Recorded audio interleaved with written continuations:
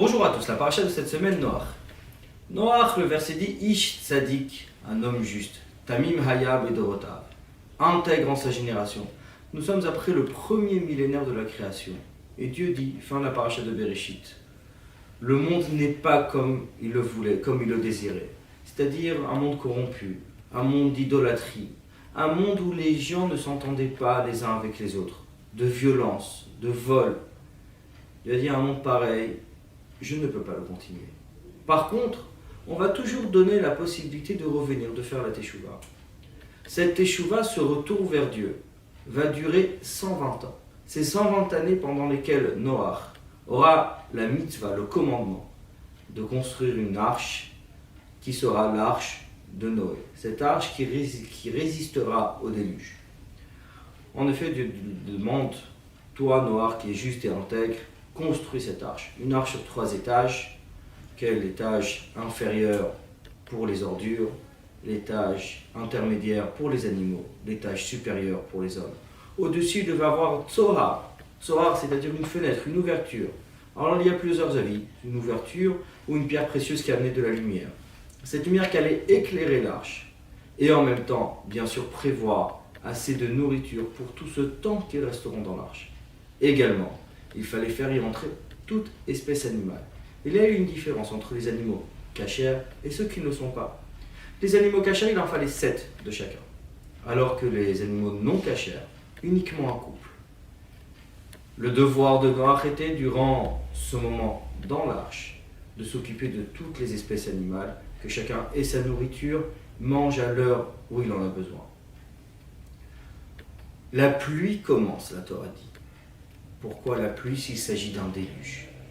Puisque jusqu'à la dernière minute, Dieu attendait. Peut-être le monde reviendra vers lui. Peut-être la teshuva viendra.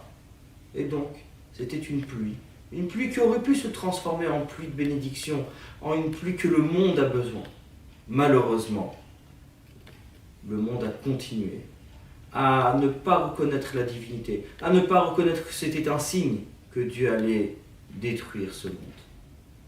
Noach rentre dans l'arche est fermée, et le déluge fut. Ce déluge qui a duré 40 jours. Mais 40 jours où l'eau a coulé, c'est-à-dire les eaux du haut et les eaux du bas. Rappelons-nous, ce fameux deuxième jour de la création où Dieu sépara les eaux, ceux du haut et ceux du bas. Et en ce jour de déluge, Dieu recommença, où les eaux du bas, comme celles du haut, c'est-à-dire du ciel comme des abîmes, se sont rejointes et a mélangé toute la terre, a lavé, a nettoyé, mais en même temps, bien sûr, tout détruit à son passage. Au bout de ces 40 jours, le monde étant inondé, Noach n'avait pas de choix que de rester dans cette arche, jusqu'au jour où l'arche se posera sur le mont Ararat. Le mont Ararat qui est une montagne haute et élevée, mais Noach attendit vu que l'eau baisse encore, envoya le corbeau. Mais le corbeau resta autour de l'arche, n'a pas voulu quitter l'arche. Donc Noach le récupéra à nouveau, mais envoya la colombe. La colombe sort de l'arche, mais revient vite.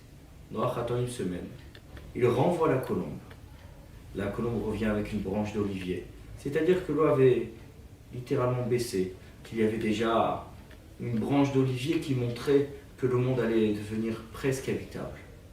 Au bout d'une semaine, il renvoya la colombe encore, et là, cette fois-ci, la colombe ne revint pas. Par contre, puisque c'est sous ordre de Dieu qu'il est monté dans l'arche, il fallait également entendre l'ordre de Dieu pour sortir de l'arche. C'est ce que Dieu fit au bout d'une année de son entrée dans l'arche. Dieu lui demande de sortir. Il va sortir de cette arche et voir le monde. Un monde complètement nouveau, un monde complètement différent. Et justement, quand Noach vit cette chose-là, a voulu remercier Dieu et emmener des sacrifices. Maintenant, nous comprenons pourquoi il a fallu 7 animaux de chaque espèce cachère. Puisqu'il a fait un sacrifice, il fallait qu'il en reste. Donc, pour que ces animaux puissent continuer à se procréer sur terre. Dieu bénit Noach. Dieu demande, trouvez-vous, fructifiez-vous, multipliez-vous, et remplissez la terre. remplissez cette terre d'hommes, de personnes qui serviront Dieu. C'est ce que Noach fit et remercie Dieu. C'est là où Dieu a créé l'arc-en-ciel. Il dit, cet arc rappellera que, justement, Dieu a eu pitié de son monde, mais il ne redétruira plus son monde. Il le laissera afin qu'on puisse le servir et revenir vers lui. Mais on peut se poser la question, pourquoi Dieu avait-il besoin de ce déluge? Quelle est l'idée de ce déluge? D'autant plus qu'il est dans nos textes appelé Ménoach, les eaux de Noach. Pourquoi s'appelle-t-il les eaux de Noach? Si Noach était un homme juste et intègre, si lui justement était le seul bon de l'humanité, ou a été sauvé dans l'arche, c'est de lui que le monde va revenir. Pourquoi cette eau s'appelle Ménoach, les eaux de Noach? Il est expliqué, puisque Noach veut dire aussi en même temps apaisement. Ménoach, c'est-à-dire des eaux d'apaisement, apaiser. Quand Dieu envoyait le déluge, il fallait apaiser le monde. Apaiser le monde de toute l'impureté. Apaiser le monde de ce qu'il a pu vivre pendant ce dernier millénaire. Apaiser le monde à un nouveau service, à un nouveau travail. Il a plu durant 40 jours. 40 jours qui représentent les 40 mesures d'eau qu'il faut pour un mikvé, un bain rituel. C'est-à-dire que, bien sûr que le déluge a détruit, mais le but n'était pas la destruction, mais la purification du monde. Avant le déluge, le monde manquait de quelque chose. Ce monde manquait de purification. Le monde n'était pas parfait. Et justement, le déluge a emmené cette purification. Le déluge, en fait, a complété ce qu'il manquait depuis la création. On a pu commencer un nouveau service, un nouveau travail, une nouvelle manière de servir Dieu, une nouvelle manière également de nous attacher à Dieu. Ce qui est toute la différence entre la génération d'Adam et celle de Noach. La génération d'Adam qui était une génération où Dieu s'est révélé lors de la création. Mais puis après, l'homme n'a pas su se servir de cette créature. L'homme n'a pas su se servir de ce monde que Dieu lui a donné pour le servir. Il fallait une purification, il fallait cette eau du déluge, mais qui était là pour en même temps réparer et en même temps introduire un nouveau service. C'est la raison pour laquelle ça s'appelle Ménoach, les eaux de Noach, les eaux d'apaisement. Apaiser Dieu, apaiser le monde, mais en même temps apaiser l'homme. Savoir rattacher l'homme à Dieu, l'homme à sa source. Dieu a créé un monde afin qu'on puisse le servir. Dieu a créé ce joli monde, mais pour qu'il puisse être révélé par nos actions, par notre étude et en appliquant ses commandements.